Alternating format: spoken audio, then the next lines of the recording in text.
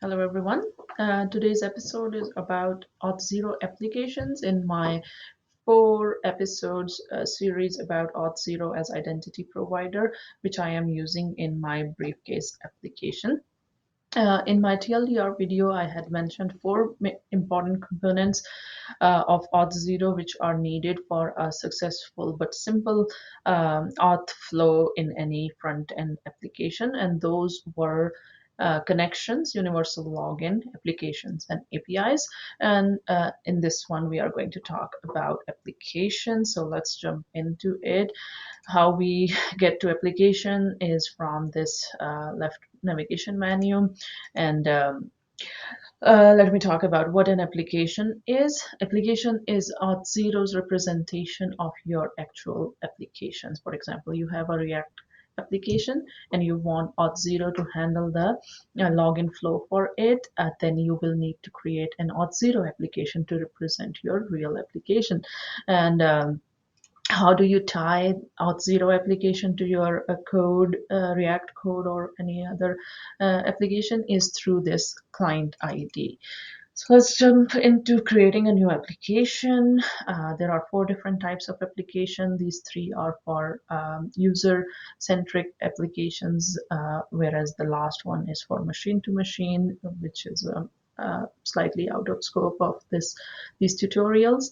In the 3 web applications, or in the 3 user-centric applications, one is for native mobile applications and other are for web applications, using either frameworks or vanilla JavaScript, and serving them through Node servers. So let's get into creating one of them.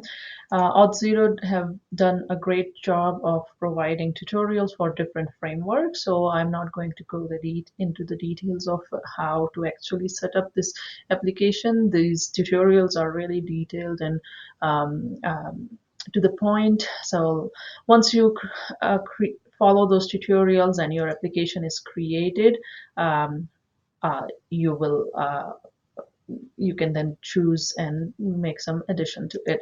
Let's go into the one I have created. You can change its name. The client ID is important, as I mentioned, is needed in your code on the front end.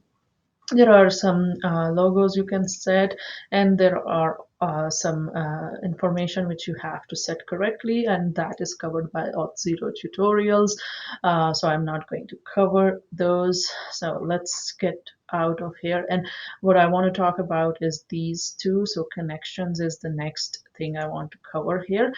If you remember from my other video on Auth0 connections, you can have many connections here, like multiple social connections or enterprise connections, which were out of scope for my tutorials.